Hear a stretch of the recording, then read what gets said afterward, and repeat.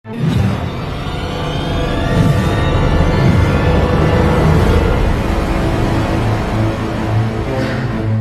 చేసుకుందాం. స్తోత్రములు తండ్రి, మహాపరిశుద్ధుడైన మా పరలోకపు తండ్రి, నీ కుమారుడు మా విమోచకుడు నాయన యేసుక్రీస్తు నామములో పరిశుద్ధాత్మ సహాయం చేత నీ కుమారుడి యొక్క పునరుద్ధాన దినమున నిన్ను ఆరాధించి స్తుతించి కీర్తించాము దేవా.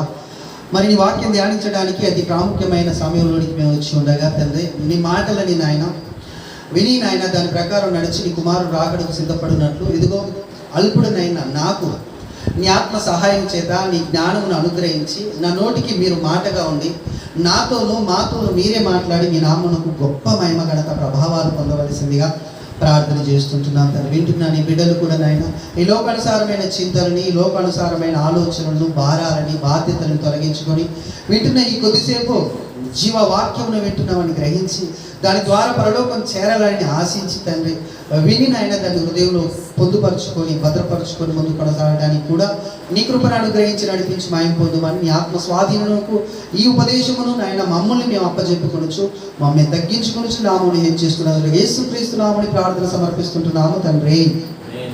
ఆమేన్ ఆమేన్.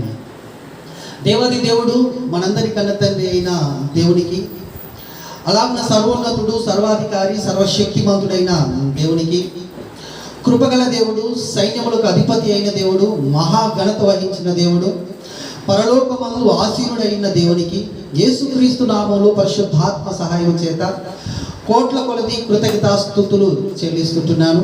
అదేవిధంగా క్రీస్తు సంఘంలో వాక్యం విని దాని ప్రకారం నడుచుకొని ముందుకు కొనసాగుదామని ఆసక్తితో ఎదురు చూస్తున్న నా సహోదరి సహోదరులందరికీ నా హృదయపూర్వక వందనాలు, శుభములు తెలియజేస్తూ ఉంటున్నాను. వాక్యంలోనికి వెళ్దాం. ఓకేనా? వాక్యంలోనికి వెళ్దాం. వాక్యంలోనికి వెళ్ళే ముందు కొన్ని విషయాలను మనము ధ్యానించడానికి లేకపోతే ఆలోచించడానికి ప్రయత్నం చేద్దాం. ఏంటి ఆ విషయాలంటే, ఈ లోక జ్ఞానం ఎలాంటిది? ఈ లోకంలో ఉండిన జ్ఞానము దేవుడు వెర్రితనముగా చేశానన్నాడు. ఎలా చేశాడు దేవుడు? ఈ లోకంలో ఉండిన జ్ఞానాన్ని దేవుడు వెర్రితనముగా చేశాడు. ఆ జ్ఞానం ఎలాంటిది అనేది మనం ఆలోచిస్తే 1 కొరింథీ పత్రిక 1వ అధ్యాయము 18వ వచనంలోను 24వ వచనంలోను మనం చూడగలిగినట్లయితే, సిలువను గూర్చిన వార్త నశించుచున్న వారికి వెర్రితనము కానీ రక్షింపబడుచున్న మనకు దేవుని శక్తి అయి ఉన్నది కదా. అక్కడ సిలువని గూర్చిన వార్త అనడం కంటే క్రీస్తును గూర్చిన వార్త నశించుచున్న వారికి వెర్రితనము కానీ రక్షింపబడుచున్న మనకు అది దేవుని శక్తి అయి ఉన్నది. ఇంతకు ఎవరు ఆ జ్ఞానం లేకపోతే ఆ శక్తి అని మనం ఆలోచిస్తే 1 కొరింథీ పత్రిక 1వ అధ్యాయం 24వ వచనంలో చివరి లైన్లో యేసుక్రీస్తే దేవుడి శక్తియు దేవుడి జ్ఞానమునై ఉన్నాడు అని మనకు తెలుస్తుంది. కాబట్టి అయితే ఏ జ్ఞానాన్ని దేవుడు అజ్ఞానముగా చేశాడు, వెర్రితనముగా చేశాడు, బుద్ధిహీనతగా చేశాడు అనేది మనం ఆలోచిస్తే, ఏ జ్ఞానం? లోకంలో ఎన్ని రకాల జ్ఞానాలు ఉన్నాయి? ఒక రకము దేవుడి యొక్క జ్ఞానం కదా. ఒకటోది దేవుడి ఇస్తున్న జ్ఞానం లేకపోతే దేవుడు అనుగ్రహిస్తున్న ఆ జ్ఞానం. రెండవది చదువు కదా. ఏదైతే మనం చదువుతున్నామో ఈ లోకంలో ఆ చదువు రెండవ జ్ఞానం. మూడవ జ్ఞానం మూఢనమ్మకాలతో కూడిన జ్ఞానము. ఒకటవది దేవుడు అనుగ్రహించు జ్ఞానము, రెండవది మనం ఏదైతే ప్రయాసపడి ముందుకు కొనసాగుతున్న చదువు అనే జ్ఞానం ఉందో ఆ చదువులో నుంచి విద్య కదా, ఆ విద్య నేర్చుకోవడానికి ప్రయాసపడుతున్నామో ఆ విద్య కూడా జ్ఞానానికి సంబంధించింది. జ్ఞానం నేర్చుకోవడానికి మనం ముందుకు వెళ్తున్నాం. కాబట్టి ఆ విద్య రెండవది. అయితే మూడవది మూఢనమ్మకాల విషయంలో ఉండిన జ్ఞానం. 3 రకాల జ్ఞానాలు మనకు బైబిల్లో కనబడతాయి. మొదటి రకమును మనం ఆలోచిస్తే దేవుడు అనుగ్రహించే జ్ఞానం అది కదా. ఎవరి ద్వారా అనుగ్రహించాడంటే ఇప్పుడు మనం చదువుకున్న 1 కొరింథీ పత్రికలో క్రీస్తు ద్వారా అనుగ్రహించాడు. క్రీస్తు జ్ఞానము, క్రీస్తు దేవుడి శక్తి అయి ఉన్నాడు కాబట్టి ఆయన ద్వారా మనకు అనుగ్రహించాడు. అది ఎలాగున అనుగ్రహించాడు, అలా ఆ జ్ఞానము దేనికి సంబంధించింది అని మనం ఆలోచించక ముందు మొదటిగా ఈ లోక జ్ఞానం అనుకుంటున్న ఆ జ్ఞానం ఏంటిది అని మనం ఆలోచిస్తే చదువు అని అనుకుంటాం కదండి. ఈ లోకంలో చదువుకుంటున్నాం కదా, పెద్దగా చదవాల్సిన అవసరం ఏం లేదు. దేవుడి యొక్క జ్ఞానాన్ని సంపాదించుకొని ముందుకు వెళ్తే సరిపోతుంది. ఆ జ్ఞానం ఏంటి అంటే వాక్యము, బైబిల్లో ఉండినదే దేవుడి యొక్క జ్ఞానము అని ఆలోచిస్తే అది తప్పు అని చెబుతుంది బైబిల్. లోక జ్ఞానం అనగా చదువు కాదు. లోక జ్ఞానం అనగా చదువులో ఉండిన శాస్త్రాలు కాదు. లోక జ్ఞానం అని దేవుడు దేన్నైతే చెప్పాడో అది మూఢ నమ్మకాలతో కూడిన జ్ఞానము. మాంత్రిక విద్య, జ్యోతిష్య విద్య కదా, శకునగాళ్ళకు ఉంటారుగా వాళ్ళ విద్య. ఇవి ఏ విద్య అంటే మూఢ నమ్మకాలలో ఉండిన విద్య. ఇది మూఢ నమ్మకాలకు సంబంధించిన జ్ఞానం. చదువులో ఉండిన జ్ఞానము అది దేవుడు వెరితనముగా ఎంచలే. చదువు అది ఏంటిది? చదువు అంటే సృష్టిని ఆలోచించడం కదా. ఏం చదువుతున్నాను అని ఒక స్టూడెంట్ని అడిగితే ఏముంది? మేము భౌతిక శాస్త్రము, లేకపోతే రసాయనిక శాస్త్రము, లేకపోతే కదా ఇలాంటి శాస్త్రాలే కదా. కొన్ని శాస్త్రాలు ఉంటాయి. ఒకటి మనిషిని గురించి ధ్యానించే శాస్త్రం ఉంటుంది కదా, ఒకటి భూమిని గురించి ధ్యానించే శాస్త్రం ఉంటుంది, ఒకటి చెట్లను గురించే ధ్యానించే శాస్త్రం ఉంటుంది కదా. కొన్ని జీవశాస్త్రం అంటారు కదా, జీవాలకు సంబంధించినవి. ఏ జీవంలో ఏ దాన్ని అమర్చి పెట్టాడు, ఏ దాన్ని పొందుపరిచాడు దేవుడు అనేది మనం ఆలోచిస్తే అది కూడా ఒక శాస్త్రం. లోక జ్ఞానం అనేది ఈ జ్ఞానానికి సంబంధించింది కాదు అని మనం గ్రహించాలి. అది బైబిల్లో కూడా రాయబడి ఉంది. ఏమని? ఈ లోక సంబంధమైన జ్ఞానం అయితే బైబిల్లో రాయలేడు కదా. ఇది నేర్చుకోండి, ఇది మీరు చేయండి అని చెప్పడు కదా దేవుడు. మనం ఆలోచించినట్లయితే ఆదికాండం 1 నుంచి మనం చూడగలిగితే భూమికి పునాదులు వేసిన దగ్గర నుంచి, లేదా భూమిని కలగజేసిన కానించి చిట్ట చివర మనిషిని కలగజేసిన వరకు మధ్యలో ఉంది అంతే ఏంటిది? మనం ఇప్పుడు చదువుకుంటున్న జ్ఞానమే కదా. చెట్లను సృష్టించాడు, జీవులను సృష్టించాడు, సముద్రాన్ని, జలరాశులను సృష్టించాడు కదా, మనిషిని కూడా సృష్టించాడు. సృష్టించింది, ఈ జ్ఞానాన్ని ఇచ్చింది ఎవరు మనం ఆలోచిస్తే దేవుడే కదా. దేవుడే ఇచ్చాడు కాబట్టి మనం ధ్యానించాలి. దేవుడు ఇలాంటి జ్ఞానం ఇస్తాడా అడిగితే అంటే దేవుని జ్ఞానం అడిగింది ఎవరు? దేవుని జ్ఞానం అడిగింది ఎవరు? బైబిల్లోనైతే సొలొమోను గారు కదా. సొలొమోను గారు దేవుణ్ణి జ్ఞానం అడిగాడు. మరి దేవుడు ఏ జ్ఞానం ఇచ్చాడు ఆయనకు అనేది మనం ఆలోచిస్తే, ఏ జ్ఞానం దేవుడిగా వెరితనంగా చేశాడో, ఏ జ్ఞానాన్ని దేవుడు వెరితనంగా చేశాడో మనకు అర్థమవుద్ది. అది మూఢనమ్మకాలకు సంబంధించిన జ్ఞానమా, మనం చదువుకుంటున్న జ్ఞానమా, దేవుడు వెరితనంగా చేశాడు అనే జ్ఞానం ఏంటి అనేది మనం ఆలోచిస్తే ఆ వచనాన్ని చదివితే మనకు క్లియర్గా అర్థమవుతుంది కదా. 1వ రాజుల గ్రంథము 4వ అధ్యాయము, 1వ రాజుల గ్రంథము 4వ అధ్యాయము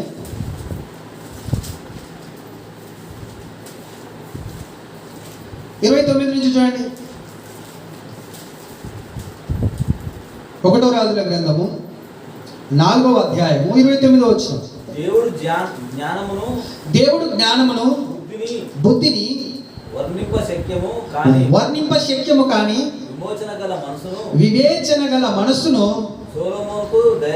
సొలొమోనుకు దయచేశాడు. ఎవరికి దయచేశాడు? దేవుడు బుద్ధిని, జ్ఞానమును, వర్ణింప సఖ్యము కానీ వివేచన గల మనస్సును ఎవరికి దయచేశాడు? సొలొమోనుకు దయచేశాడు. ఇంతకు ఏంటి ఆ జ్ఞానం? ఆ జ్ఞానం ఏంటి? దాన్ని ఎలా ప్రశంసించారు, దాన్ని ఎలా గొప్ప చేశారు మనుషులందరూ అంటే 30వ వచనంలో అంటాడు చూడండి. గనుక సొలొమోనుకు కలిగిన జ్ఞానము తూర్పు దేశస్థుల జ్ఞానము కంటెను ఐగుప్తుల జ్ఞానం అంతటి కంటెను అధికమై ఉండెను. అతడు సమస్తమైన వారి కంటెను ఎజ్రాయియుడైన ఏతాను కంటెను మాహోలు కుమారులైన హేమాను, కర్కోలు, దర్దా అను వారి కంటెను జ్ఞానవంతుడై ఉండను కనుక అతని కీర్తి చుట్టూ నున్న జనములన్నిటిలో వ్యాపిత మాయను కదా. ఎందుకు ఈయన జ్ఞానం చుట్టుపక్కల వాళ్ళంతా వ్యాపించి, చుట్టుపక్కల వాళ్ళందరూ వచ్చిన జ్ఞానమును చూడడానికి వచ్చేసారు అని మనం ఆలోచిస్తే కదా. తూర్పు దేశపు శబరాన్ని కూడా ఈయన దగ్గర ఈయన జ్ఞానాన్ని ప్రదర్శించడం, ఈయన జ్ఞానం ఎలాంటి జ్ఞానం ప్రదర్శిస్తున్నాడు అని వచ్చి చూడడానికి ప్రయత్నం చేస్తుంది కదా. ఎలాంటిది ఈయన జ్ఞానం అంటే ఐగుప్తుందా? ఆ రోజుల్లో ఐగుప్తి జ్ఞానం చాలా గ్రేట్. దానికంటే గొప్పది కదా. అయితే ఈయనతో పాటు కొంతమంది ఎవరున్నారు, దేవుని ఆరాధించే వాళ్ళు ఉన్నారు. హేమాను కానీ కదా, ఏతాను కానీ, మాబోలు కుమారుడైన వీళ్ళందరూ చాలా పెద్ద జ్ఞానులు అనుకుంటున్న ఆ రోజుల్లో వీళ్ళకంటే కూడా దేవుడు ఆయనకు ఎక్కువ జ్ఞానాన్ని ఇచ్చాడు కదా. అయితే ఈ జ్ఞానము ఎలాంటిది అని మనం ఆలోచిస్తే చూడండి 33వ వచనంలో మరియు లెబానోనులో ఉండు దేవదారు వృక్షమునే గాని గోడలో నుండి మొలుచు హిస్సోపు మొక్కనే గాని చెట్లన్నిటిని గూర్చి అతడు రాసెను. మరియు మృగములను, పక్షులను, ప్రాకు జంతువులను, జలస్థలములను అను వాటి అన్నిటిని గూర్చి అతడు రాశాడట. ఇతడు దేని గురించి రాశాడు? ఈ జ్ఞానాన్ని పొందుకొని, దేవుడు అనుగ్రహించిన జ్ఞానాన్ని పొందుకొని అని మనం ఆలోచిస్తే లెబానోను దేవదారు వృక్షం గురించి రాశాడట. దాంట్లో ఉండిన గొప్పతనం ఏంటి, దేవుడు ఎందుకు సృష్టించాడు దీన్ని, ఈ సృష్టిలో నుంచి, ఈ చెట్టులో నుంచి దేవుడు మనకి ఏం అనుగ్రహించాడు అనే జ్ఞానాన్ని కూడా ఆయన బైబిల్లో రాశాడు. లేకపోతే ఆయన సామెతలలో, ఆయన యొక్క ఏంటి కీర్తనలలో, సామెతలు కీర్తనలు కదా, 32లో చూడండి ఆయన ఎన్ని కీర్తనలు రాశాడో, ఎన్ని సామెతలు రాశాడో మనకు తెలుస్తుంది. ఇతడు 3000 సామెతలను చెప్పెను, 1005 కీర్తనలు రచించెను. ఆ 3000 సామెతలలో 1005 కీర్తనల్లో దేని గురించి ఎక్కువగా ఆయన ఎత్తిపట్టి మాట్లాడాడు, ఎత్తిపట్టి ధ్యానించి రాశాడు అని మనం ఆలోచిస్తే దేని గురించట? చెట్లని గురించట. అంతేకాకుండా పక్షులను, పాకు జంతువులను, జలసరములను అను వాటిని అన్నిటిని గురించి అతడు రాసిండు. దేవుడు అనుగ్రహించు జ్ఞానము ఇలాంటివి రాపిస్తుందా? ఇలాంటివి ధ్యానించడానికి మనల్ని ప్రేరేపిస్తుందా అని మనం ఆలోచిస్తే అవును, వీటిని తెలుసుకోవాలి, వీటి గురించి ధ్యానించాలి అనే ప్రేరేపణ మనకు కలుగజేస్తుంది. ఎందుకు వీటిని తెలుసుకోవాలి కదా? ఈ చెట్ల గురించి ఎందుకు తెలుసుకోవాలి? ఈ భూమి గురించి ఎందుకు తెలుసుకోవాలి? ఈ భూమిలో ఉండిన జలసరముల గురించి ఎందుకు తెలుసుకోవాలి? ఈ భూమి మీద పుట్టిన మనిషి ఎలాంటి వాడు, ఆయన గురించి ఎందుకు తెలుసుకోవాలి అనేది మనం ఆలోచించగలిగినట్లయితే వీటిని తెలుసుకుంటేనే దేవుడు తెలుస్తాడని చెప్తాడు వాక్యం. ఏం చెప్తుంది వాక్యం మనకు? వీటిని ఏవైతే మనం తెలుసుకుంటామో, ఈ భూమి మీద పుట్టిన సృష్టి అంతా ఏదైతే ఉందో దాన్ని తెలుసుకోవడం బట్టే మనం దేవుణ్ణి తెలుసుకుంటాము, దేవుణ్ణి గొప్ప చేయగలుగుతాం, దేవుణ్ణి గణపరచగలుగుతాం, దేవుణ్ణి హెచ్చించగలుగుతాము కదా. ఇప్పుడు చూద్దాం, ధర్మపత్రిక 1వ అధ్యాయం 20వ వచనం చదవండి. రోమపత్రిక 1వ అధ్యాయము 20వ వచనం.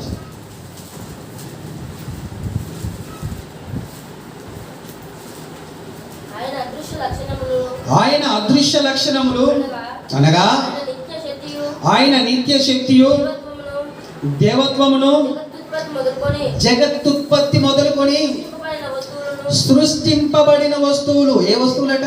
సృష్టింపబడిన వస్తువులు ఆలోచించుట వలన తేటబడుచున్నవి కనుక వారు నిరుత్తురులై ఉన్నారు. ఎవరు నిరుత్తురులై ఉన్నారు? ఈ లోకంలో మూఢనమ్మకాల జ్ఞానం ఒకటి ఉంది కదా, వాళ్ళకు దేవుడు అనుగ్రహించే జ్ఞానము అర్థం కాక ఏమై ఉన్నారు?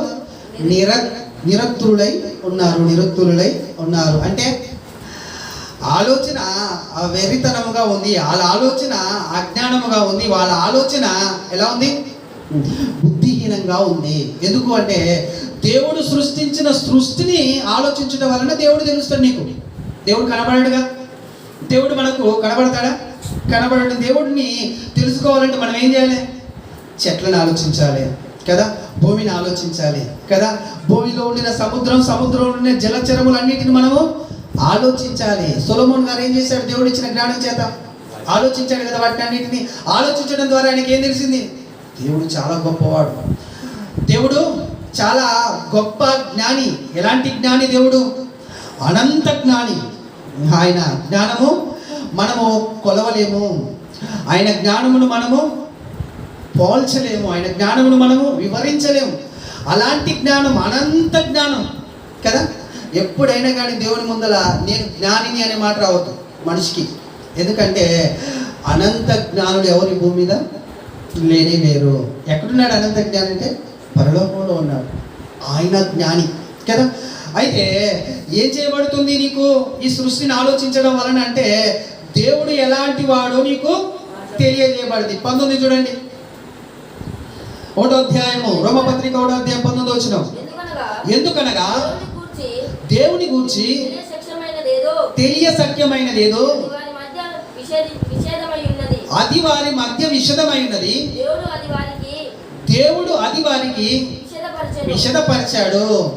ఎలాగునైతే దేవుని తెలుసుకోవాలని ఆలోచన చేస్తున్న మనుషుల మధ్యలోనే దేవుడు విషదపరిచాడంటే ఏం విషదపరిచాడు? ఆయన ఎలాంటి వాడో విషదపరిచాడు. ఆయన ఎంత గొప్ప జ్ఞానం లేకపోతే ఎంత గొప్ప వాడో విషదపరిచాడు. అది ఎలా తెలుస్తుంది అంటే శాస్త్రాలే కదా. ఏ శాస్త్రాలు? భూగోళ శాస్త్రం, జీవశాస్త్రం కదా. ఎన్ని శాస్త్రాలు ఉన్నాయి ఈ భూమి మీద, అవన్నీ దేవుడిచ్చినే. ఇది లోక జ్ఞానం కాదు, ఇది లోక జ్ఞానం కాదు. దేవుడు వెర్రితనముగా చేసిన లోక జ్ఞానం ఇది కాదు. మరి ఏ జ్ఞానం? దేవుడు వెర్రితనముగా చేసిన జ్ఞానం ఏ జ్ఞానం అని మనం ఆలోచిస్తే యాకోబు పత్రిక 3వ అధ్యాయము 13వ వచనం నుంచి చూడండి.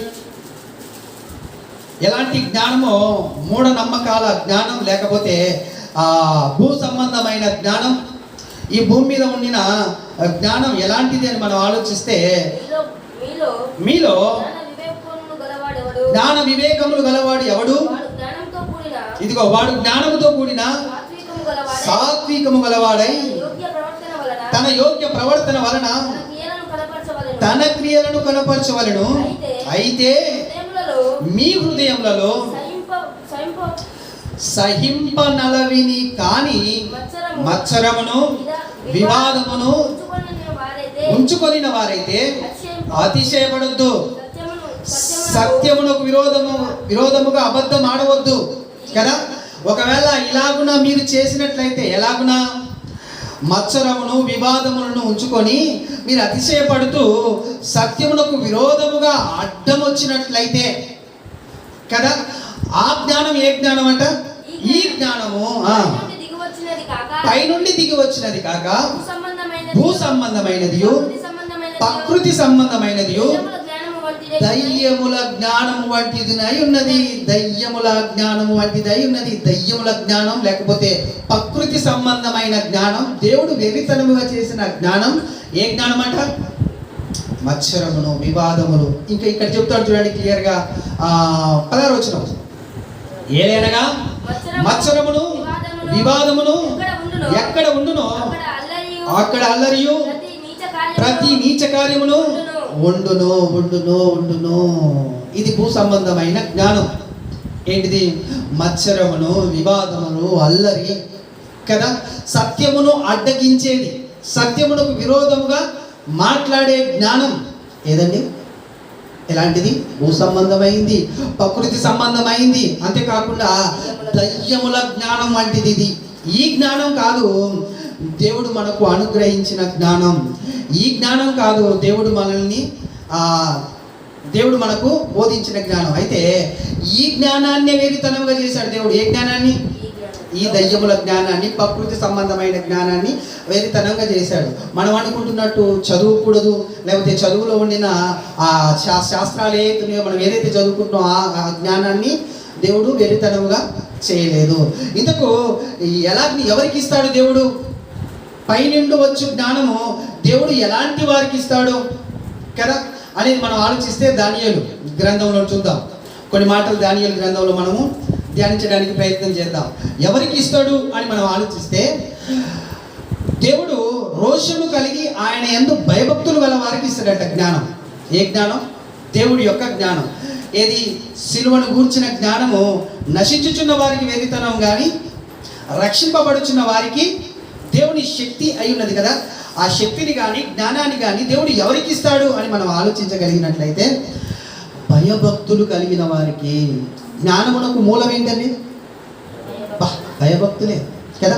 వాళ్ళకి ఇస్తాడు అని ఎలాంటి వారికి ఇస్తాడని మనం ధ్యానించాలి అని మనం ఆలోచిస్తే చూడండి 1వ అధ్యాయం దానియేలు గ్రంథం 1వ అధ్యాయం 3వ వచనంలో రాజు అసనాచు అను తన నపుంసకుల అధిపతిని పిలిపించి అతనికి ఇలాగూ ఆజ్ఞాపించెను, ఇశ్రాయేలీయుల రాజవంశములలో ముఖ్యులై లోపము లేని సౌందర్యమును సకల విద్యా ప్రావీణ్యతయు జ్ఞానమును కలిగి తత్వజ్ఞానము తెలిసిన వారై రాజు నగరునందు నిలవదగిన కొందరు బాలులను రప్పించి కల్దీల విద్యను ఎవరి భాష నేర్పమంటున్నాడు, ఎవరి విద్యని నేర్పమంటున్నాడు అండి.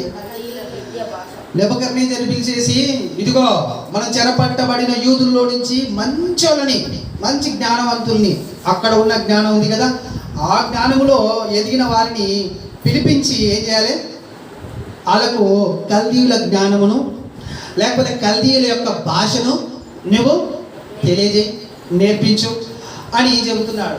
ఏ జ్ఞానం నేర్పించమంటున్నాడు? కల్దీయుల జ్ఞానం అండి, లోక జ్ఞానం. అది లోక జ్ఞానం ఎలా ఉంటుంది వాళ్ళ ఆయన దగ్గర నెబుకద్నెజరు దగ్గర ఎప్పుడు శకునగాళ్ళు, గారిడి విద్యగాళ్ళు కదా, అంతేకాకుండా మాంత్రికులు, అంతేకాకుండా లోక సంబంధమైన జ్ఞానులు అందరూ ఆయన దగ్గర ఉంటారు. లోక సంబంధమైన జ్ఞానులు అంటే మూఢనమ్మకాల గురించి సంబంధించిన జ్ఞానం, మూఢనమ్మకాల జ్ఞానం అని గుర్తుపెట్టుకోండి. లోక జ్ఞానం అంటే మరలా శాస్త్రాల కాడికి మనం, లేకపోతే ఈ లోకంలో చదువుకుంటున్న దాని కాడికి మనం వెళ్ళకూడదు. లోక జ్ఞానం అంటే మూఢనమ్మకం, దయ్యముల వంటి జ్ఞానం అది. అంతేకాకుండా ప్రకృతి సంబంధమైన జ్ఞానం అది. అంతేకాకుండా దేవుడు అనుగ్రహించని జ్ఞానం అది. దేవుడు అది అనుగ్రహించలే మనుషులకు. అలాంటి జ్ఞానాన్ని దేవుడు వెరితనంగా చేశాడు. అయితే ఇక్కడ జరుగుతున్న సంఘటన ఏంటంటే, యూదుల్లో చెరపట్టబడిన వారిలో కొంతమందిని పిలిచి వారికి మన భాష నేర్పించు, మన విద్యని వారికి నేర్పించు. నేర్పిస్తే వాళ్ళు ఏం చేస్తారు, మనలాగునే మనకు కావలసిన వాటిని మనకు తెలియజేస్తారు. మనతో మనము వాళ్ళ జ్ఞానంలో ఎదగొచ్చు, లేకపోతే ఈ రాజ్యం మీద కొన్నిటిని వాళ్ళ ద్వారా మనము పని చేయించుకోవచ్చు అనేది ఆలోచన చేస్తారు కదా. చేసినప్పుడు వీళ్ళు ఏం చేస్తారంటే రాజు ఆజ్ఞాపించినట్లు ఎవరెవరైతే యూదుల్లో నుంచి చెరపట్టబడిన వాళ్ళు ఉన్నారో వాళ్ళకి కావలసిన ఆహార భోజన పదార్థాలని ఇలాంటివే పెట్టాలి అని ఒక రూలు పెడతారు. పెట్టినప్పుడు ఆ నపుంసకుల అధిపతి ఏం చేస్తాడు, అందరికి ఒకే రకంగా భోజనాలని రాజు తగిన భోజనం, రాజు ఆజ్ఞాపించిన భోజనం పెడుతున్నప్పుడు ఇవి మేము తినము, దయచేసి దయ ఉంచి మా మీద మాకు శాకాహార భోజనాలని పెట్టండి. ఏ భోజనాలని? ఈ విగ్రహాల కాడ అర్పించిన భోజనాలు కానీ, ఈ దయ్యాల కాడ అర్పించిన భోజనాలు కానీ మాకు పడవు, మేము తినము. మాకేం కావాలి? శాకాహార అంటే పప్పు ధాన్యాలతో చేయించిన భోజనాలని మాకు దయచేసి వడ్డించండి. అంటే ఆ నపుంసకుల అధిపతి అంటాడు కదా, రాజాజ్ఞది నన్ను ఆయన చంపేసే అవకాశాలు ఉంటాయి, నేను ఆయన ఆజ్ఞను అతిక్రమిస్తే తప్పకుండా మీరు ఈ భోజనాలే చేయాలి అన్నప్పుడు, అయ్యా మీరు 10 రోజులు మమ్మల్ని పరీక్షించండి.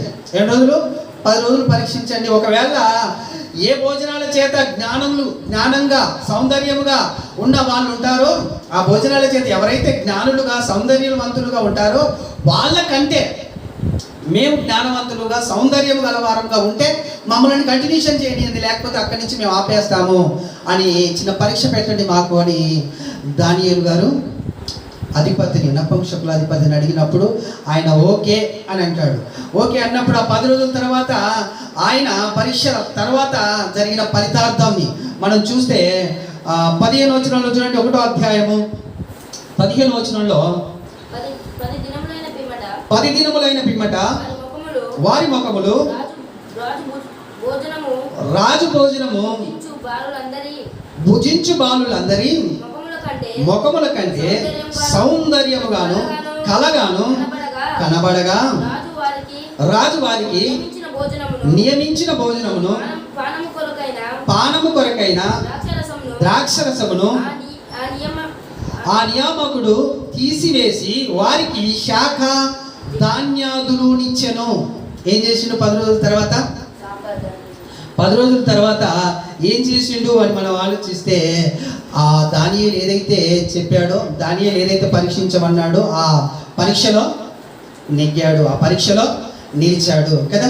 కాబట్టి వీళ్ళకు శాకాహార భోజనాలని అర్పించండి కదా. దేని కొరకు నిలబడ్డారండి వీళ్ళు? రోషం కలిగి, దేవుని యందు భయభక్తులు కలిగి కదా. బానిసత్వపు దేశంలో మాకెందుకండి కదా, ఈ అన్ని కట్టుబాట్లు కట్టడలు నియమాలు మాకెందుకు? బానిసత్వంలో ఉన్నాం, మేము బానిసలుగా ఉన్నాం. మేమిక ఎవరికి దేనికి లోబడవలసిన అవసరం లేదు. మేము ఎలాగ శిక్షింపబడుతున్నాం, శిక్షిస్తే అయిపోతుంది. వీళ్ళతోటి వాళ్ళందరూ అలాగనే ఉన్నారు కదండి. కానీ వీళ్ళు మాత్రం రోషం కలిగి నిలబడ్డారు. నిలబడినప్పుడు ఏం జరిగింది? దేవుడు ఆ నపుంసకుల అధికారి కటాక్షం కలగజేసిండట వీళ్ళ మీద. ఏం కలగజేసిండు? నపుంసకుల అధికారికి వీళ్ళ మీద దయని కలగజేసిండు, కరుణని కలగజేసిండు. దేవుడు అలాగున ఇంకొకరి ద్వారా నీకు మేలు చేసి నిన్ను నిలవబెడతాడు. ఆయన పక్షమున నువ్వు నిలవబడినట్లయితే రోషం కలిగేది. ఎలా నిలబడ్డారు వీళ్ళు? రాజాజ్ఞని అతిక్రమిస్తున్నారు. ఏ ఆజ్ఞని? రాజాజ్ఞని అతిక్రమించి నిలబడ్డారు. అవసరమైతే వీళ్ళు చంపేస్తారు, అంతకంటే మమ్మల్ని ఏం చేస్తారు, కానీ మా దేవుడికి విరుద్ధంగా మేమైతే నిలబడము అని ఖచ్చితంగా నిలబడడానికి ప్రయత్నం చేస్తే ఎంతటి జ్ఞానం ఇచ్చాడో తెలుసా వీళ్ళకు? వాళ్ళు ఆ బబులోను సామ్రాజ్యం అంత విస్మయం పొందే, విభ్రాంతి పొందే, ఆశ్చర్యపడే జ్ఞానాన్ని ఈ నలుగురికి అనుగ్రహించాడు. ఎవరెవరికి? శద్రకు, మేషకు, అబేద్నెగోలకు, దానియేలుకు. ఆ రాజ్యంలో ఉండిన శకునగాళ్ళు, గారడి విద్యగాళ్ళు, మాంత్రికులు, జ్ఞానులు అనే వాళ్ళందరూ సిగ్గుపడేటట్లు కదా వీళ్ళని నిలబెట్టుకున్నాడు. ఎందుకు? దేవుని యందు భయము భక్తి కలిగినందుకు. ఆ బానిసత్వపు సామ్రాజ్యంలో కూడా దేవుడు వాళ్ళని నిలవబెట్టి వాడుకుంటున్నాడు. దీని తర్వాత 2వ అధ్యాయంలో ఒక కళ వస్తుంది. ఎవరికి? నెబుకద్నెజరు కళ వస్తుంది. కళ వచ్చినప్పుడు నెబుకద్నెజరు ఏం చేస్తాడు? గారడి విద్యగాలని కదా, ఆ జ్ఞానులని, శాస్త్రులని, అక్కడ ఉండిన మాంత్రికులని, అక్కడ ఉండిన శకునగాళ్ళని అందరినీ పిలిచి నా కళకు భావాన్ని చెప్పాలి. కళ మర్చిపోయిన కళ భావం కూడా మీరు చెప్పాలి. కళ కూడా నాకు తెలియదు, కళ భావాన్ని కూడా మీరు చెప్పాలి అన్నప్పుడు ఆ సామ్రాజ్యంలో ఒక్కడున్నాడు జ్ఞాని, ఒక్కడు కూడా జ్ఞాని అనేవాడు ఉండడు. మరి ఎవరికి ఇచ్చాడు ఆ జ్ఞానం దేవుడు? ఆలోచించాలి. ఇది ఎలాంటి జ్ఞానం అంటే అనంత జ్ఞాని అనుగ్రహించిన జ్ఞానం. ఎవరికి ఇచ్చాడు? దానియేలు గారికి. ఏమంటాడు చూడండి, దానియేలు 2వ అధ్యాయంలో 25 నుంచి చూడండి. 2వ అధ్యాయం 25 వచనంలో, కావున ఆర్యోకు రాజునకు భావమును తెలియజెప్పగల ఒక మనిషిని చెరపట్టబడిన యూదులలో నేను కనుగొంటిని. రాజు సముఖమున మనవి చేసి దానియేలును త్వరగా రాజు సన్నిధికి తోడుకొని పోయాను. రాజు, ఇదిగో దానియేలు, నేను చూసిన కలయు దాని భావమును తెలియజెప్పుట నీకు సత్యమా? నీకంతటి జ్ఞానం ఉందా? నీకు తెలిసి ఉంటుందా? నీకు అది వివరించగల, దాన్ని ధ్యానించగల, మర్మాన్ని విప్పగల జ్ఞానం నీకు అడుందా? నీకు శక్యమేనా? నీకు చేతనవుద్దా? బా కదండి. రాజు ముందు నిలబడ్డాడు దానియేలు. ఒకవేళ చెప్పకపోతే ఏమవుతాడు తెలుసా? చంపబడతాడు, తప్పకుండా చంపబడతాడు. ఇప్పుడు ఏమంటున్నాడు చూడండి, ఇంకేమంటున్నాడు చూడండి, సత్యమా అని బెల్షాజరు అని దానియేలుని అడగగా దానియేలు రాజు సముఖములో ఇలాగు ప్రత్యుత్తరం ఇచ్చెను. రాజు అడిగిన ఈ మర్మము జ్ఞానులైనను, గారడి విద్యగాలైనను, శకునగాండ్లను, జ్యోతిష్కులను చెప్పజాలరు, తెలియచెప్పజాలరు. అయితే ఎవరు తెలియచెప్పగలుగుతారో తెలుసా రాజా? నీకాడున్న జ్ఞానులు కానీ, గారడి విద్యగాళ్ళు కానీ, శకులగాళ్ళు కానీ, జ్యోతిష్కులు కానీ ఎవ్వరు చెప్పలేరు. నీకు వచ్చిన కళ దాని భావాన్ని తెలియజెప్పే ఒక ఆయన ఉన్నాడు. ఎవరు తెలుసా? ఆయన నేనున్నానని చెప్పట్లేడండి, నేనే చెప్తానని చెప్పట్లేడు. ఏమని చెప్తున్నాడు చూడండి 28వ వచనంలో, అయితే మర్మములను బయలుపరచగల దేవుడొకడు పరలోకమందున్నాడు. అంత దినముల యందు కలగబోవు దానిని ఆయన రాజుకు నెబుకద్నెజరుకును తెలియజేస్తాడు. తెలియజేసిండు. రాజా, నీకు ఏ జ్ఞానాన్ని తెలియజేశాడు తెలుసా? దేవుడు భవిష్యత్ జ్ఞానాన్ని తెలియజేశాడు. ఏ జ్ఞానం? భవిష్యత్తు జ్ఞానాన్ని నీకు మర్మముగా ఉంచి దాన్ని తెలియజేయడానికి దేవుడు ప్రయత్నం చేస్తున్నాడు రాజా. దాన్ని చెప్పగలిగింది, ఆ మర్మాన్ని విప్పగలిగింది ఒకే ఒకడు, ఆయన పరలోకంలో ఉన్నాడు కదా, ఆయన పరలోకంలో ఉన్నాడు. ఇంతకు ఏం కలపడింది నీకు, ఏ భావం ఉంది దాంట్లో అని మనం ఆలోచిస్తే 29లో చూడండి. తాము పడక మీద పరుండగా రాజా ప్రస్తుత కాలము గడిచిన పిమ్మట ఏమి జరుగునో అనుకొని తాము పరక మీద పరుండి మనోచింతగలవారై ఉండగా, ఆయన కళాభావాన్ని చెప్పమన్నాడు. ఈయన ఏం చెప్తున్నాడు తెలుసా? పడుకో ముందుకే ఏం చేసావు కూడా చెప్తున్నాడు. నువ్వు మనోచింతగలవాడివై ఏం చేసావు? పడుకున్నావు కదా. ఇలా మనోచింతగలవాడై పడుకున్నప్పుడు భవిష్యత్ జ్ఞానం ఏంటో, భవిష్యత్తులో దేవుడు ఏం చేయబోతున్నాడో ఈయన తెలియజేస్తున్నాడు. కానీ దాన్ని తెలుసుకునేంత జ్ఞానం మాత్రం ఈయన కాడ ఉన్న చుట్టూ ఉన్న వాళ్ళ కాడ లేనే లేదు. ఎవరి కాడ ఉంది అది? దానియేలుకు అనుగ్రహించాడట. చూసాం కదా దానియేలుకు ఎలాంటి జ్ఞానం అనుగ్రహించాడో, చదవం కదా. ఇప్పుడు కింద చదవండి.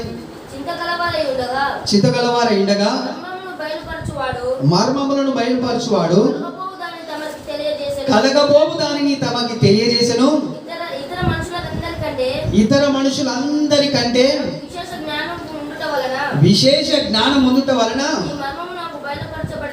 ఈ మర్మం నాకు బయలుపరచబడలేదు. కానీ రాజునకును దాని భావమును తెలియజేయ నిమిత్తమును తమరి మనసు యొక్క ఆలోచనలను తాము తెలుసుకుని నిమిత్తం అది బయలుపరచబడింది. నీకు వచ్చిన కళ, లేకపోతే దేవుడు అనుగ్రహించిన భావం, లేకపోతే ఆయన తెలియజేస్తున్న ఏంటిది భవిష్యత్ జ్ఞానం ఎలాంటిదంటే, అది నీ కొరకు నా కొరకు వచ్చింది కాదు, అనేకులకు తెలియబడాలి. అది అనేకులు తెలుసుకుని నిమిత్తము నీ ఘనత కొరకు నా ఘనత కొరకు ఆ భావము లేకపోతే ఆ మర్మము దేవుడు నీకు తెలియజేయలేదు. అనేకులు తెలుసుకోవాలి, దేవుడి యొక్క ఆలోచన అనేకులు తెలుసుకోవాలి. తెలుసుకుంటున్నారండి ఈ రోజుల్లో అనేకులు? వాక్యాన్ని ధ్యానించి దాని ప్రకారం నడవాలి, దాని ప్రకారం ఆలోచించాలి, దాని ప్రకారం ముందుకు వెళ్ళాలని తెలుసుకుంటున్నారా? దేవుడైతే ఏం చెప్తున్నాడు, ఏం తెలియజేస్తున్నాడు? ముందు అంత్య దినాలలో జరగబోయే జ్ఞానాన్ని పొందుపరచాడండి.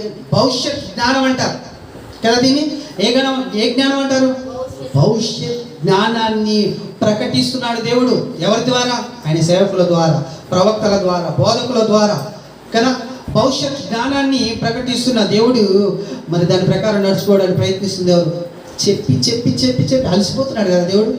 చెప్పించి చెప్పించి చెప్పించి చెప్పిన వాళ్ళు అలసిపోతున్నాడు, చెప్పించిన వాడు అలసిపోతున్నాడు. కానీ దాన్ని తెలుసుకుంటానికి ప్రయత్నం మాత్రం ఎవరు చేస్తలేరు. ఎవరు చేస్తున్నారు? ఆ బబులోను సామ్రాజ్యంలోకి ఎన్నో వేల మంది, లక్షల మంది చెరలోనికి వెళ్ళారు. కానీ ఒక్కడు, ఆయనతో పాటు ముగ్గురు నలుగురు కలిసి ఆలోచిస్తున్నారు, ఆయన జ్ఞానాన్ని ఆలోచిస్తున్నారు, ఆయన మర్మాలని ధ్యానిస్తున్నారు కదా. ఏం జరిగిందట చూడండి. ఇంకా రాజా తాము చూచుచుండగా బ్రహ్మాండముకు ఒక ప్రతిమ కనబడెను కదా. ఈ గొప్ప ప్రతిమ మహాప్రకాశమును భయంకరమునైన రూపము గలదై తమరి ఎదుట నిలిచెను. ఆ ప్రతిమ యొక్క శిరస్సు మేలిమి బంగారమును మైనదివియు, దాని రొమ్ములు భుజములు వెండివియు, దాని ఉదరములు తొడలు ఇత్తడివియు, దాని మోకాలు ఇనుపవియు, దాని పాదములు ఒక భాగము ఇనుపదియు ఒక భాగము మట్టిదినై ఉండెను. ఇలాంటి ఒక బ్రహ్మాండమైన భయంకరమైన ప్రతిమ నీకు కనబడింది దర్శనంలో కదా. ఆ ప్రతిమ దేనికి సాదృశ్యం? ఆ ప్రతిమ దేన్ని సూచనగా ఉంది అనేది మీరు తెలుసుకోవాలని దేవుడు ఈ ప్రతిమని మీ కళ్ళలోనికి అనుగ్రహించాడు. 34 చూడండి. అలాంటి ప్రతిమ మీదనట చేతి సహాయము లేక తీయబడిన ఒక రాయి, ఇనుము, మట్టియు కలిపిన ఆ ప్రతిమ యొక్క పాదముల మీద పడి దాని తుత్తు నీరుగా, దాని పాదములను తుత్తు నీరుగా విరగొట్టునట్టు తమకు కనబడింది. నీ కళలో వచ్చిన కళ ఏదైతుందో కళ ఇదే. మరి కళ యొక్క భావం అంటే 39లో చూడండి. ఆ బంగారం ఎవరు, వెండి ఎవరు, లేకపోతే మట్టి ఎవరు, ఇత్తడి ఎవరు తెలియజేస్తాడు. 39వ వచనం అండి. తరువాత తాము చనిపోయిన తర్వాత తమ రాజ్యము కంటే తక్కువైన తమ రాజ్యము కంటే తక్కువైన రాజ్యం ఒకటి లేచును. అటు తర్వాత లోకమంతా ఏలునట్టి లోకమంతా ఏలునట్టి మూడవ రాజ్యం ఒకటి లేచును. అది ఇత్తడి వంటిదగును. పిమ్మట నాలుగవ రాజ్యం ఒకటి లేచును. అది ఇనుము వలె బలముగా ఉండును. ఇనుము సమస్తమైన వాటిని దంచి విరగొట్టును కదా. ఇనుము పగలగొట్టునట్లు రాజ్యములు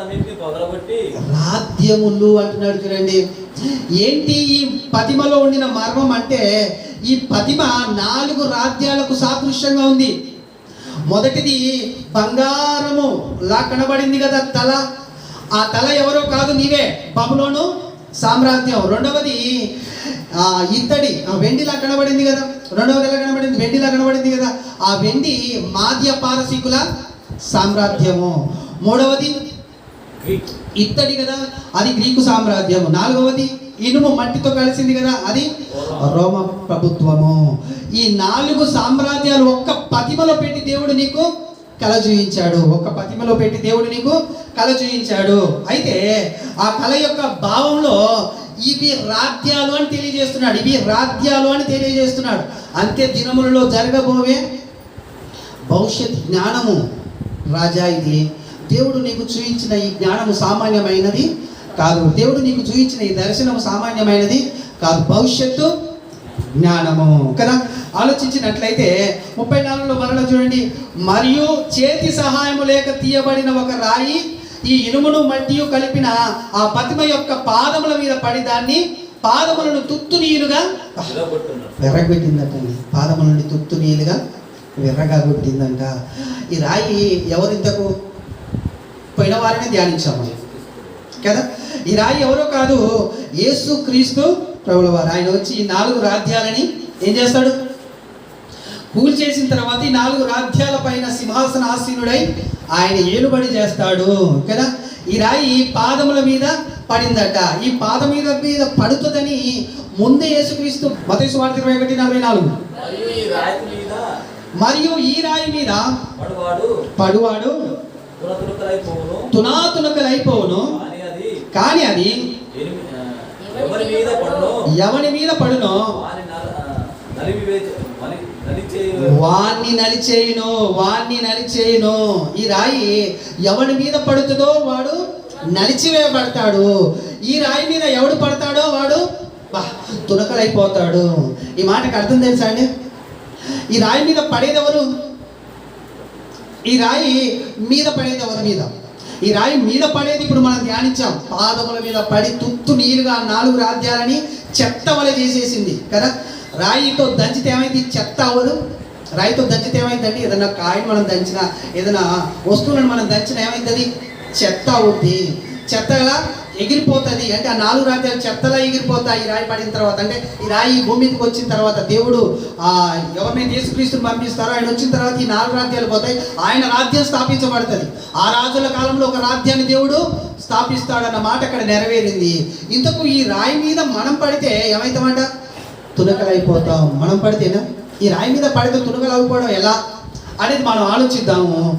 ఇక్కడనే 10వ అధ్యాయం 34 వచనం చూడండి. మత్తయి సువార్త 10వ అధ్యాయం 34 వచనం. 10వ అధ్యాయం 34 వచనం. మత్తయి సువార్త,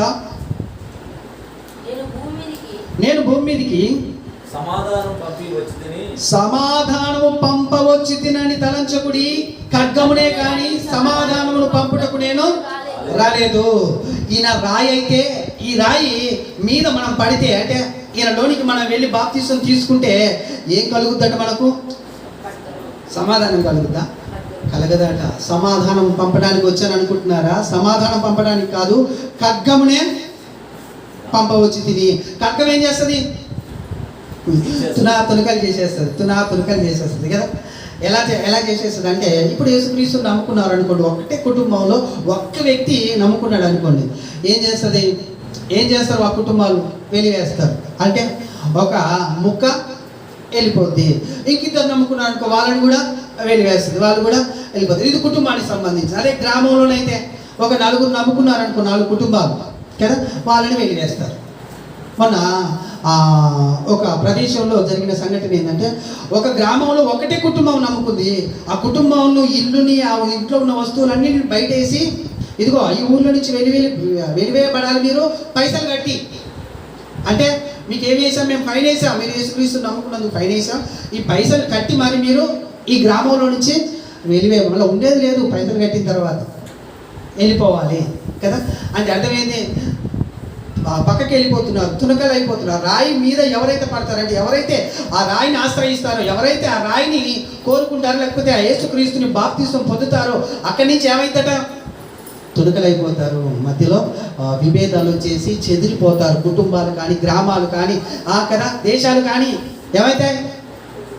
దేశాలు కూడా అండి, రష్యాకు యుక్రెయిన్కు యుద్ధం ఎందుకు వచ్చింది ఆలోచించండి. మా మతం గొప్పదంటే మా మతం గొప్పది అనుకున్న దానిని బట్టి కదా యుద్ధాలు జరుగుతున్నాయి. ఇప్పుడు వాళ్ళ మధ్య ఐక్యత లేదు కాబట్టి కదా యుద్ధాలు జరుగుతున్నాయి. ఆలోచిస్తే ఈ రాయి మీద ఎవడు పడతాడో వాడు తునకలైపోతాడు, కానీ ఈ రాయి ఎవరి మీద పడుతుందో వాడు మాత్రం నలిపివేయబడతాడు, అంటే చెత్త వలె అయిపోతాడు కదా. ఇదే దేవుడు ఈ భూమి మీద చేసిన ఒక అద్భుత భవిష్యత్ జ్ఞానం అండి. ఇచ్చిన దేవుడు మనుషులకు ఇచ్చిన ఒక భవిష్యత్తు జ్ఞానం. ఇది పాత నిబంధనలో ఉన్న వాళ్ళందరూ ప్రవచించారు. ఎవరు వస్తారని, యేసుక్రీస్తు వస్తాడు, యేసుక్రీస్తు వస్తాడు. అలాగనే మరి కొత్త నిబంధనలకు వచ్చేసరికి ఆయన వచ్చేసాడు, ప్రత్యక్షమయ్యాడు, మరలా తిరిగి వెళ్ళిపోయాడు. అదే పత్రికలోనికి వచ్చేసరికి ఆయన యొక్క ప్రభావం గురించి, ఆయన యొక్క విలువను గురించి, ఆయన యొక్క ఆలోచనల గురించి తెలియజేశారు. ఆ జ్ఞానాన్ని చివరి దాకా కూడా ప్రకటన గ్రంథం కూడా జ్ఞానాన్ని ప్రకటించారు. ఇది సామాన్యమైన జ్ఞానము కాదు. ఇది దేనికి సంబంధించింది, శరీరానికి సంబంధించింది కాదు, ప్రకృతి సంబంధమైన జ్ఞానం కాదు, భూ సంబంధమైన జ్ఞానం కాదు, అలాగే దయ్యముల జ్ఞానం వంటి జ్ఞానము కాదు. నెబుకద్నెజరు కలలో జీవించిన జ్ఞానం కూడా అదేనండి కదా. కానీ ఆ జ్ఞానాన్ని తెలుసుకోవడానికి గారడి విద్యగాళ్ళు, శకునగాళ్ళు, అక్కడున్న జ్యోతిష్కులు, అక్కడున్న జ్ఞానులు ఎవ్వరు కూడా పనికిరాలేదట. ఎవ్వరు కూడా జ్ఞానాన్ని చెప్పలేరు. ఒక్కడే చెప్పగలడు, మర్మములను బయలుపరచు దేవుడు పరలోకములో ఉన్నాడు. ఆయన పైనుంచి జ్ఞానం ఇస్తేనే కానీ ఎవరికి దేవుడి యొక్క మర్మాలని తెలియదు కదా. ఆలోచించినట్లయితే ఎంతటి జ్ఞానం ఇచ్చాడు చూడండి. ఆ బెల్షస్సరు యొక్క భార్య కూడా ఒక సాక్ష్యం చెప్తుంది చూడండి. బెల్షస్సరు యొక్క భార్య ఒక సాక్ష్యాన్ని చెప్తుంది. దానియేలు గ్రంథము 5వ అధ్యాయం 11వ వచనం చూడండి. దానియేలు గ్రంథం 5వ అధ్యాయం 11వ వచనం. నీ రాజ్యంలో ఒక మనుషుడు ఉన్నాడు, నీ రాజ్యంలో ఒక మనుషుడున్నాడు, అతడు పరిశుద్ధ దేవతల ఆత్మ గలవాడు, అతడు పరిశుద్ధ దేవతల ఆత్మ గలవాడు. నీ తండ్రి కాలములో అతడు దైవ జ్ఞానము వంటి జ్ఞానమును బుద్ధియు తెలివియు గలవాడై ఉండుట నీ తండ్రి కనుగొనెను గనుక నీ తండ్రి అయిన రాజు నెబుకద్నెజరు, ఇదిగో చూడండి, శకునగాళ్ళను, గారడి విద్య గల వారిని, కల్దీయులకును, జ్యోతిష్కులకును పైన అధిపతిగా అతన్ని నియమించును. పైన అధిపతిగా నియమించును. ఎందుకు నియమించాడు? మీ నాయన ఆయనని. ఆయనకు దైవ జ్ఞానము వంటి జ్ఞానం ఉంది, దైవ జ్ఞానము వంటి జ్ఞానం ఉంది, బుద్ధియు తెలివియు గలవాడై ఉన్నాడు ఆయన. ఎక్కడి నుంచి వచ్చింది జ్ఞానం? పైనుంచి వచ్చింది జ్ఞానం కదా. పైనుంచి వచ్చిన జ్ఞానం ఈయనలో ఉంది కాబట్టి ఈయన ఆ కళని, ఆ కళ యొక్క భావాన్ని, ఆ కళలో ఉండిన వాటిని అన్నిటినీ తెలియజేశాడు. తెలియజేసినాక ఏం జరిగింది చూడండి. దానియేలు గ్రంథం 2వ అధ్యాయం 46వ వచనం. అంతటా రాజు నెబుకద్నెజరు దానియేలుకును సాష్టాంగ నమస్కారం చేసి అతన్ని పూజించి నైవేద్యమును ధూపములు అతనికి సమర్పించి ఆజ్ఞాపించిండు. ఏం చేసిండు? సాష్టాంగ నమస్కారం చేసేసి అతని పూజించి నైవేద్యము ధూపములు అతనికి సమర్పించి ఆజ్ఞాపించును. మరియు రాజు, ఈ మర్మములను బయలుపరచుటకు నీవు సమర్థుడవైతివే. నీ దేవుడు దేవతలకు దేవుడును, రాజులకు ప్రభువును, మర్మములను బయలుపరచువాడునై ఉన్నాడని దానియేలుకు ప్రత్యుత్తరం ఇచ్చాను. ఏం చేసినాడంటే, దేవతలకు దేవుడు, నీ దేవుడు కదా, మర్మములు బయలుపరచుటకు నీకు సమర్థత సామర్థ్యమును కలగజేసిన దేవుడు ఎవరట?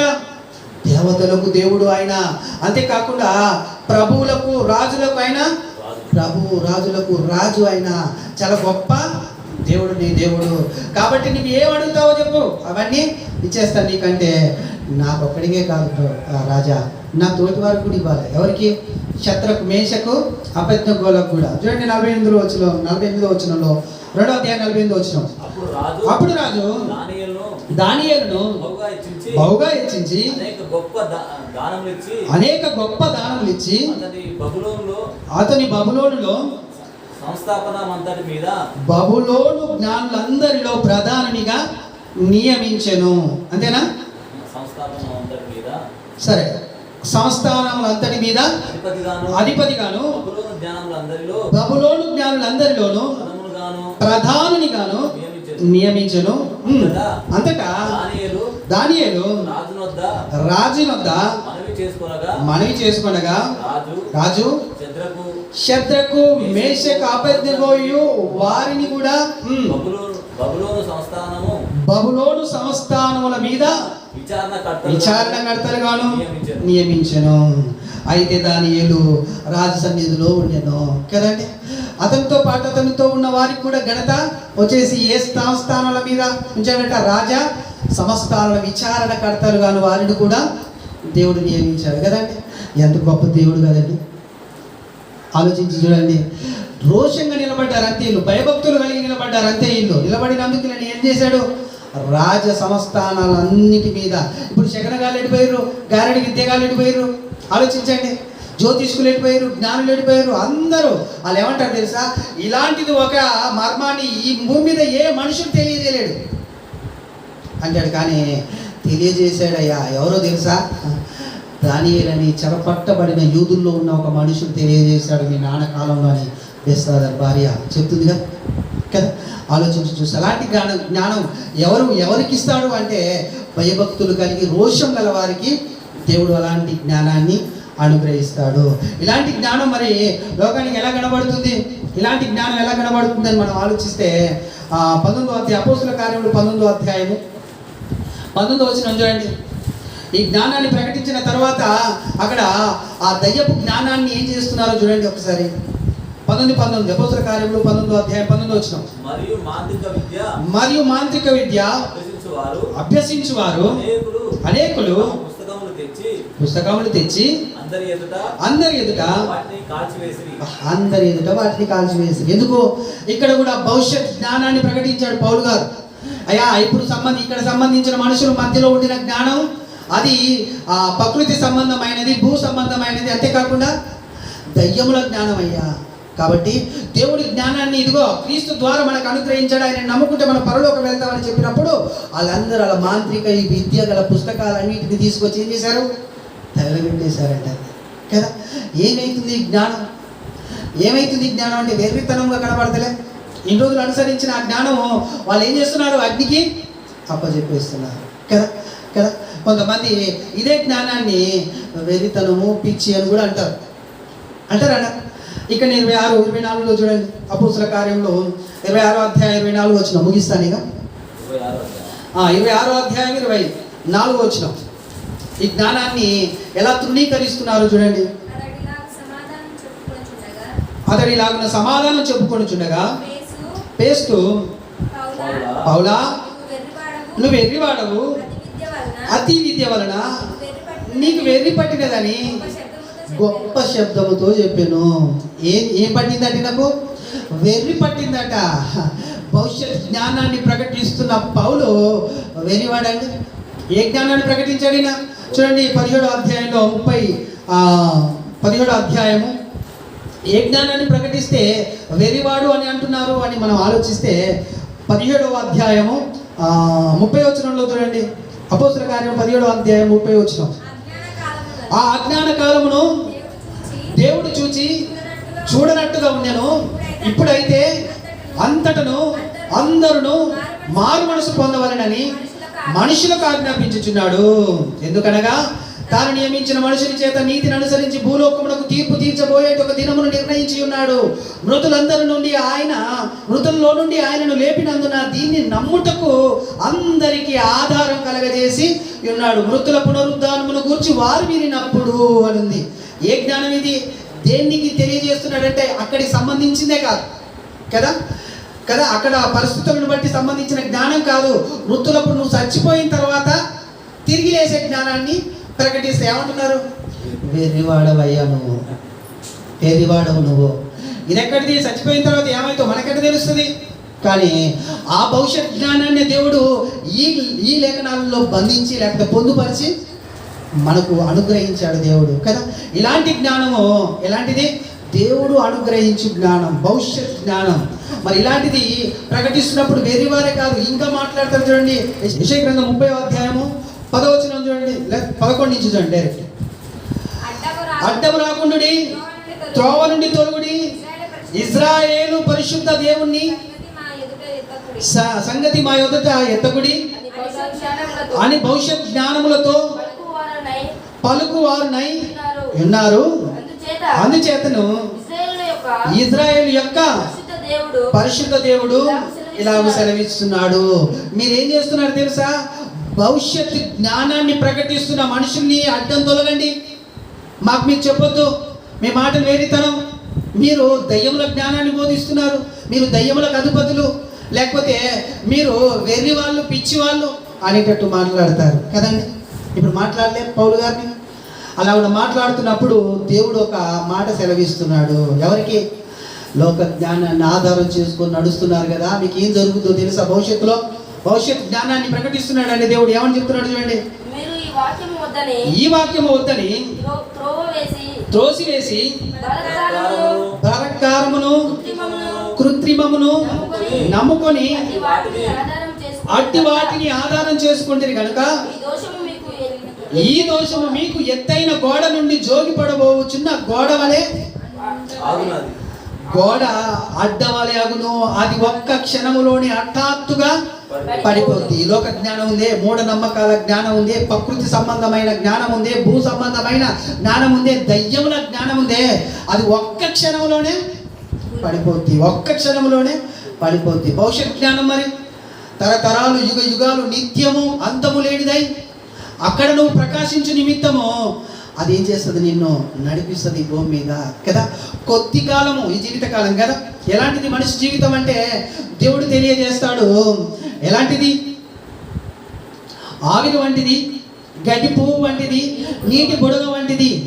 ఎలాంటిది మనిషి యొక్క బ్రతుకు జీవితకాలం అంటే? ఉట్టిదే కదా, రిక్తులో మనము కదా, ఖాళీగా ఉన్న వాళ్ళము. ఈ భూమి మీదకి ఏది మీరు తేలేదు, ఏది మీరు తీసుకొని పోలేరు అని వాక్యము సెలవిస్తుంది. కాబట్టి దయ్యముల జ్ఞానము, ప్రకృతి జ్ఞానము, భూ సంబంధమైన జ్ఞానము కానీ, ఈ లోక సంబంధమైన జ్ఞానం కానీ, మూఢనమ్మకాలు అనే జ్ఞానాన్ని అనుసరించకుండా మనము ముందుకు కొనసాగితే కదండి చాలా అద్భుతంగా ఉంటుంది. ఎవరండి నడిచింది మరి అలాంటి జ్ఞానాన్ని అనుసరించి? అలాంటి జ్ఞానాన్ని అనుసరించి నడిస్తే పిచ్చి వాళ్ళే కాదు, అలాంటి జ్ఞానాన్ని అనుసరించి నడిస్తే దయ్యం పట్టిన వాళ్ళే కాదు, అలాంటి జ్ఞానాన్ని అనుసరిస్తే వీళ్ళు వ్యతిరేకులు అనే వాళ్ళే కాదు, చంపేస్తారట, చంపేసిరట. ఎవరిని? యేసుక్రీస్తునండి కదా. ఇది ఒకటి చదువుకొని ముగిద్దాం. అపోస్తలుల కార్యములు 2వ అధ్యాయం 22వ వచనం చూడండి, లేకపోతే డైరెక్ట్ 23 చదవండి. దేవుడు నిశ్చయించిన సంకల్పమును, ఆయన భవిష్యత్ జ్ఞానమును అనుసరించి అప్పగింపబడిన ఈయనను మీరు దుష్టుల చేత సిలువ వేయించి చంపితిరి. మీరు దుష్టుల చేత సిలువ వేయించి చంపితిరి. ఎవరిని? దేవుడు నిశ్చయించిన సంకల్పం ఉందే, అది ఏంటిదంటే ఆ భవిష్యత్ జ్ఞానం అంటది. అది ఏ జ్ఞానం? ఆ భవిష్యత్ జ్ఞానం. దాన్ని అనుసరించి అప్పగింపబడిన ఈయనను, దాన్ని అనుసరించినందుకు అప్పగింపబడ్డాడు. ఎవరు? యేసుక్రీస్తు ప్రభువుల వారు దాన్ని అనుసరించినందుకు అప్పగింపబడ్డారు. అప్పగింపబడిన ఆయనని మీరు సిలువ వేసి చంపారు కదా. దేవుడి జ్ఞానం ప్రకటిస్తున్న ఆయనని మీరు సిలువ వేసి చంపారు కదా. దేవుడి జ్ఞానమే కదండి ప్రకటించింది. మీ కనులకు ఒక ఆశ్చర్య కార్యం చేస్తాడు దేవుడు. ఆ కార్యం ఏదో కాదు, నేనే అని చెప్తాడు కదా. నా ద్వారానే ఎవడైనా పరలోకము రావాలి. నేనే మార్గం, నేనే జీవం, నేనే సత్యం. నా ద్వారా తప్ప ఎవడును తండ్రి వద్దకు వెళ్ళలేడు కదా. ఆ జ్ఞానం ఏంటి? ఆ జ్ఞానం భవిష్యత్ జ్ఞానం. ఆ జ్ఞానాన్ని ప్రకటిస్తున్న వారిని ఏమంటున్నారు? వేరేవారు, దయ్యాలు పట్టిన వాళ్ళు, మూర్ఖులు కదా. ఇంతకు మూర్ఖులు ఎవరో తెలుసా? మూర్ఖులు ఎవరో తెలుసా? చూద్దాం. యెషయా గ్రంథము 29వ అధ్యాయము 14వ వచనం చూడండి. కాగా మరలా ఈ జనుల ఎడల ఒక ఆశ్చర్య కార్యము జరిగింతును, బహు ఆశ్చర్యముగా జరిగింతును. వారి జ్ఞానుల జ్ఞానము వ్యర్థమగును, వారి బుద్ధిమంతుల బుద్ధి మరుగైపోవును. తమ ఆలోచన యెహోవాకు కనబడకుండా లోపల వాటిని మరుగు చేయ చూచుకొని వారికి శ్రమ. మమ్మను ఎవరు చూచెదరు, మా పని ఎవరికి తెలియను అనుకొని చీకటిలో తమ క్రియలను జరిగించు వారికి శ్రమ అంటున్నాడు. చూడండి, అయ్యో మీరు ఎంత మూర్ఖులు, కుమ్మరికిని మట్టికిని భేదము లేదని ఎంచదగునా? చేయబడిన వస్తువు దాన్ని చేసిన వారిని గూర్చి ఇతడు నన్ను చేయలేదని అనవచ్చునా? ఏమంటున్నాడండి? రూపింపబడిన వస్తువు రూపించిన వాడిని నన్ను ఇలా ఎందుకు చేశావు అని అనవచ్చునా? మీరు ఎంత మూర్ఖులై ఉన్నారు. దేవుడు అనుగ్రహించు జ్ఞానాన్ని, ఆయన ఆశ్చర్యకరమైన కార్యాన్ని మీరేం చేశారు తెలుసా? తీసేశారు, నెట్టేశారు, పక్కకు తోసేస్తారు. ఎవరిని? యేసుక్రీస్తు ప్రభుల వారిని కదా. అయినా కానీ ఆయన సహించి భరించి ఓర్చుకొని సిలువలో ఏదైతే దేవుని సంకల్పం ఉందో అది నెరవేర్చి మన అందరికీ మట్టి మైండ్లో ఉండిన ఈ జ్ఞానం కదా, దయ్యముల జ్ఞానము, ఆ భూ సంబంధమైన జ్ఞానం, ప్రకృతి సంబంధమైన జ్ఞానము నిమిత్తము శాంతిపరిచి సమాధానమును మనకు అనుగ్రహించి యేసుక్రీస్తు ఈ భూమి నుంచి తిరిగి వెళ్ళడం జరిగింది. దాన్ని జ్ఞాపకం చేసుకొని ముందుకు కొనసాగుదాం. ఈ వాక్యము దేవుడు దీవించి మన హృదయంలో ఉంచును గాక. ఆమేన్. ప్రార్థన చేసుకుందాం. స్తోత్రములు తండ్రి, మా పరిశుద్ధుడైన మా పరలోకపు తండ్రి, కుమారుడైన యేసుక్రీస్తు నామములో పరిశుద్ధాత్మ సహాయం చేతని పిల్లలమైన మాకు నాయన భవిష్యత్ జ్ఞానం ఎలాంటిది అనేది నాయన అయా, మరి భవిష్యత్ జ్ఞానంలో ఉండి ఆ జ్ఞానాన్ని పొందుకునే వారు ఎలాంటి వారు అనేది నాయన మాకు తెలియజేశారు. దాన్ని బట్టి మీకు వందనాలు, కృతజ్ఞతాస్తుతులు చెల్లిస్తుంటున్నాం. మరి నాయన అయా, వినిన నీ బిడ్డల హృదయాల్లో నాయన ఈ వాక్యంలో ఉంచి ఫలింపజేయండి. ఎలాగున తండ్రి సర్వలోక జీవాధిపతి మినిస్ట్రీలోకి కూడా ఈ వాక్యం వెళ్ళి అనేకులు వినిచున్న వారికి కూడా నెమ్మది సమాధానమును ఆ జ్ఞానయుక్తమైన మార్గాలను నాయన వారు అనుసరించలాగునని కృపను అనుగ్రహించి నడిపించి మాయం పొందవలసిందిగా కూడా ప్రార్థిస్తున్నామని మేము తగ్గించుకొని నామని హెచ్చిస్తూ నజరుడైన యేసుక్రీస్తు నామమున ప్రార్థన సమర్పిస్తుంటున్నాము తండ్రి.